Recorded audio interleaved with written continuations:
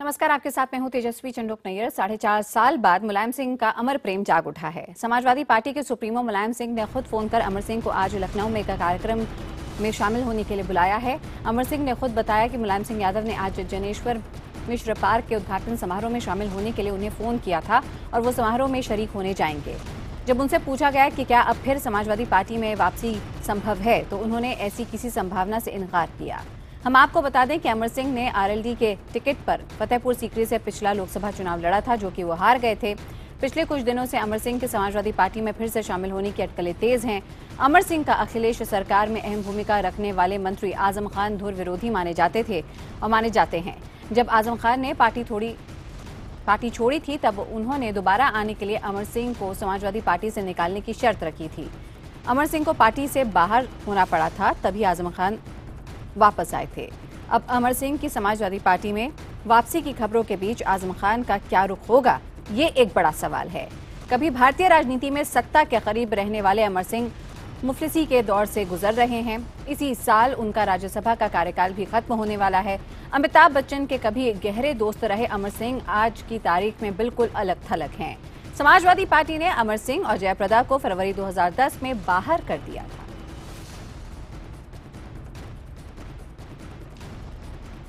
मुलायम सिंह जी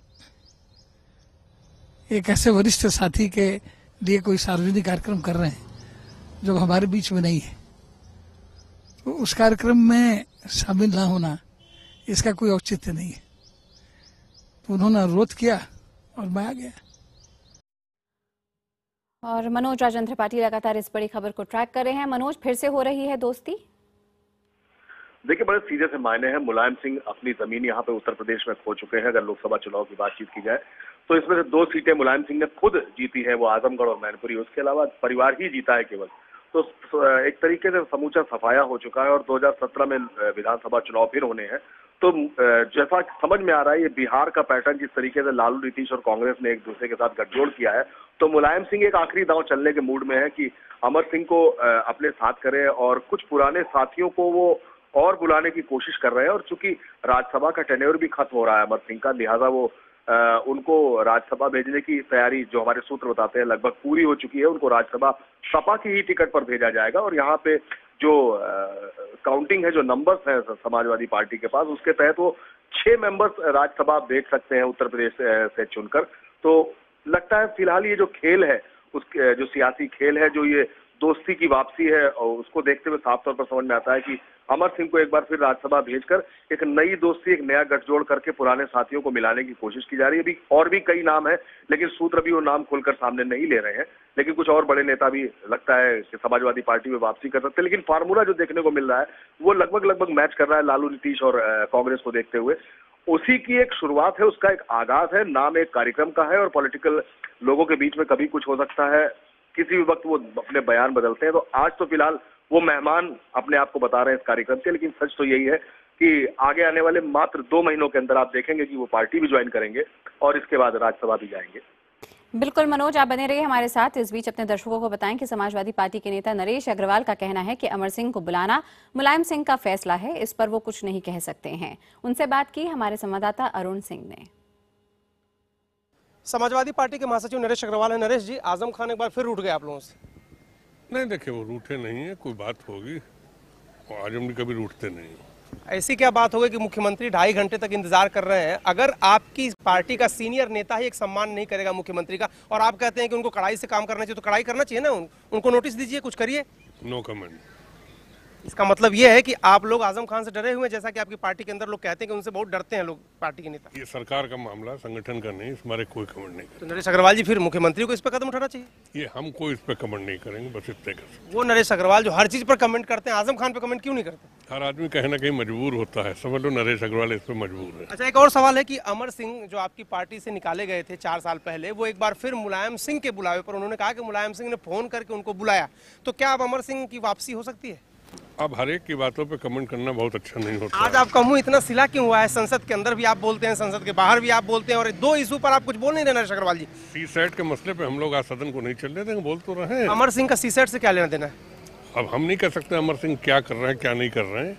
ये नेताजी का अपना विवेकाधिकार है, वो नेताजी प्रयोग। आप लोगों को स्वीकार है अमर सिंह दोबारा?